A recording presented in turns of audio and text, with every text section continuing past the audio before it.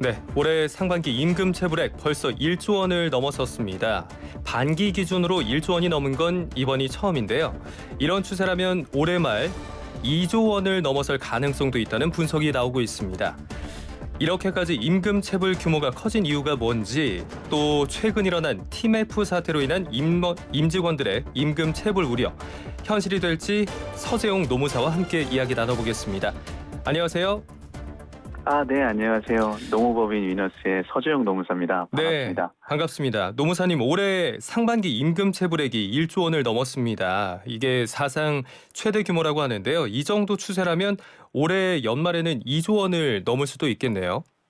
네, 그렇습니다. 저희가 이렇게 말씀드리면서도 조금 마음이 많이 무거운데요.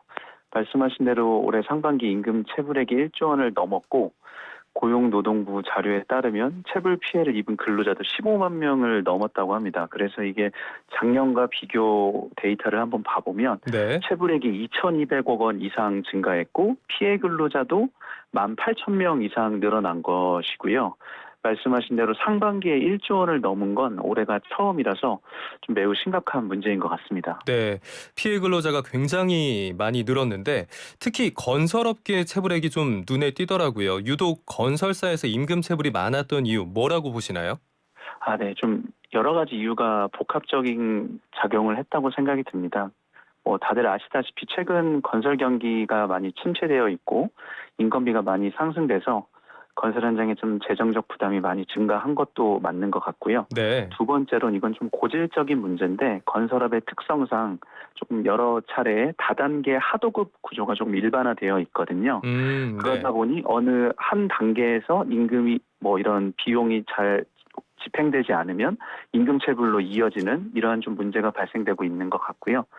그리고 마지막으로 건설 경기가 악화되다 보니까 진짜로 이제 지방에 전문 건설 업체들이 많이 폐업과 파산에 이르고 있는 것 같습니다. 네, 건설 경기 침체, 인건비 상승으로 인한 임금 체불, 그리고 또 꼬리를 무는 재하도급 계약 구조, 이런 여러 가지 이유를 말씀해 주셨는데 자영업자들의 폐업권도 좀 증가했잖아요. 이것도 혹시 임금 체불 금액 증가에 영향이 있을까요? 네. 이것도 밀접한 영향이 있습니다. 말씀하신 대로 작년에 자영업자 폐업 건수가 약 98만 건, 거의 100만 건에 다다른 건데 이것 또한 전년 대비했을 때는 또 12만 건 정도 증가한 거라고 하더라고요. 그래서 네. 이게 저희가 이제 2006년도에 이런 통계 집계 이후에는 자영업자 폐업 건수가 거의 최대치인 건데 이런 것들이 당연히 임금 체불액 증가에 영향을 미쳤을 것 같고요. 제 사례를 좀 하나 말씀드리면 저희 이제 한국공인노무사회에서 청소년 근로권익센터라는 것을 위탁 운영하고 있는데 네. 거기에서 이제 청소년들이 이런 임금 같은 것들을 못 받으면 이렇게 상담하고 저희가 진정 절차 진행해드리는 그런 기관입니다. 근데 며칠 전에 제가 전화를 받은 게 그 청소년이 근무하는 사업장이 폐업을 하게 되면서 네. 해고를 당했고 소액일 수 있죠. 한 15만 원 정도를 못 받았는데 그래서 저한테 이거 어떻게 해야 되냐고 연락이 온 거예요. 그래서 우선 노동부 진정은 원하지는 않고 사업주와 원활히 해결하고 싶다라고 했는데 네. 사업주님이 전화를 받지를 않아가지고 지금 이게 해결이 안 되고 있거든요. 그래서 아. 이런 생계형 자영업자분들 폐업이 지금 지속적으로 증가하고 있고 이런 경우에는 말씀드린 사례처럼 임금 체불로도 이어지고 있는 것 같습니다. 임금 체불 피해자 중에는 이런 미성년자인 청소년들도 포함이 돼 있군요. 네. 자, 물론 기업 사정으로 또는 외부 요인으로 임금 체불이 발생할 수는 있겠습니다. 하지만 법적으로 느슨한 지점이 있어서 체불이 반복되는 게 아니냐, 이런 목소리도 있더라고요.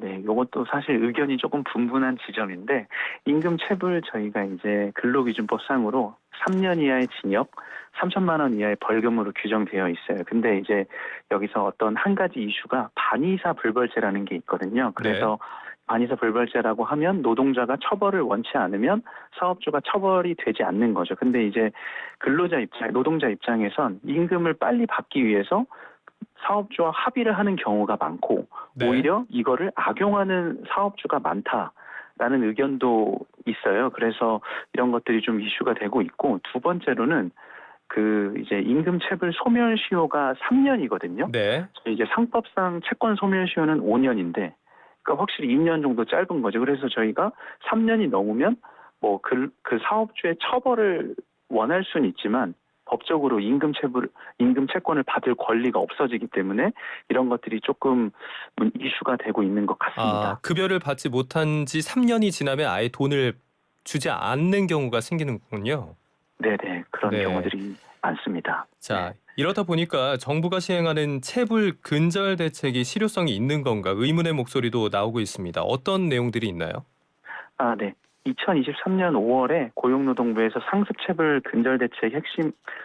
근절대책을 발표했는데 이 내용은 상습체불이 뭔지 그리고 어떻게 처벌할 건지에 대한 내용이라고 좀 볼 수 있을 것 같아요. 네. 구체적으로는 1년 동안 3개월분 이상 임금을 지급하지 않았거나 여러 근로자에게 5회 이상 체불하고 그 총액이 3천만 원 이상인 사업주를 상습체불로 규정했는데 이런 또 어떤 의견들이 있을 수 있냐면 이런 것들에 대해서 이걸 너무 정의가 구체적이다 보니까 이거를 피해 나갈 수 있지 않냐 이런 의견들도 조금 있어요. 근데 이제 이런 상습체불 사업주에 대해서는 뭐 정부 지원금 제한이라든지 신용정보기관에 체불 정보를 제공해서 뭐 경제적 제재를 하겠다라고 네. 이제 노동부에서 발표한 건데 실효성은 사실 잘 모르겠습니다. 실효성에 대해서는 좀 의문이 있다라는 말씀이시고요.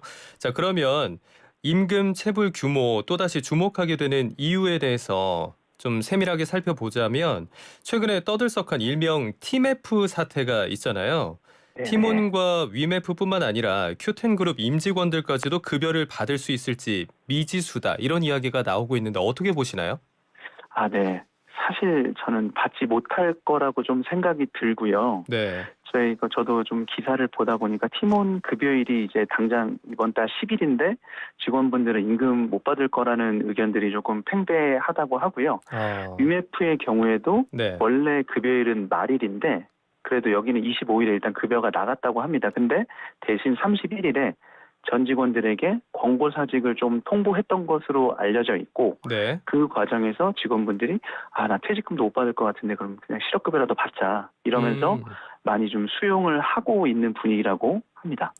권고사직의 경우는 퇴직금을 못 받는 건가요? 사실 그거는 아니고요. 권고사직으로 퇴사를 해도 1년 이상 근무하고 퇴사한 근로자는 당연히 퇴직금 받을 권리가 있습니다. 근데 네. 지금 이제 소위 이 팀F 이 두 회사가 퇴직연금에 지금 가입하지 않은 것으로 알려져 있어서 이 경우에는 회사에서 직접 퇴직금을 지급해야 되는 상황이거든요. 네네. 근데 지금 두 회사 모두 당연히 자본 잠식 상태이고 이런 상태에서 지급 여력이 있을지가 조금 의문이 많이 듭니다. 그러니까 직원들에게 퇴직금을 지급할 돈이 없을 것이다라고 보시는 거고요. 네. 자, 이런 일은 없어야겠습니다만 자금 압박을 견디지 못하고 팀원과 위메프가 파산을 하게 된다면 입점에 있는 사업체들에게도 임금 체불 문제가 계속해서 연쇄적으로 이어지는 게 아닐까 싶은데 앞서 짚어봤던 대로 올 한 해 임금 체불이 2조 원을 넘어서는 게 아닐까 걱정이 좀 됩니다. 네, 말씀하신 대로 이게 지금 파급 효과가 상당할 것으로 조금 예상이 되는데 특히 이제 팀원과 위메프가 지금 기업회생 신청을 했어요. 그러면서 일단 입점 업체들 당분간 판매 대금 지급받지 못할 건데 차라리 기업회생이 되면 다행이지만 기업회생 절차가 이어지려면 채권단의 3분의 2, 담보권자의 3분의 3 이상의 동의가 필요한데 과연 이분들이 동의를 해주실까라는 의구심이 좀 들고요. 네. 그렇게 되면 결국에는 파산으로 이어질 수밖에는 없는데 파산이 된다고 하면 이런 못 받은 판매 대금들이 입점업체들에 연쇄적으로 영향을 미치고 입점업체 근로자들에게도 임금 체불 영향이 미칠 것으로 보입니다. 그래서 이런 것들까지 종합적으로 봤을 때는 말씀하신 대로 2조 원을 넘지 않을까라는 생각이 듭니다. 그렇군요. 자, 이렇게 임금 체불을 겪은 인구가 올 상반기에만 15만 명이다 이런 통계가 나왔는데 꽤 많은 분들이 임금 체불로 마음 아리를 하고 계실 것 같습니다. 지금 노무사의 입장에서 급여를 받지 못하는 경우에 어떤 조치를 취할 수 있는지 조언을 해주시면 좋을 것 같아요. 네.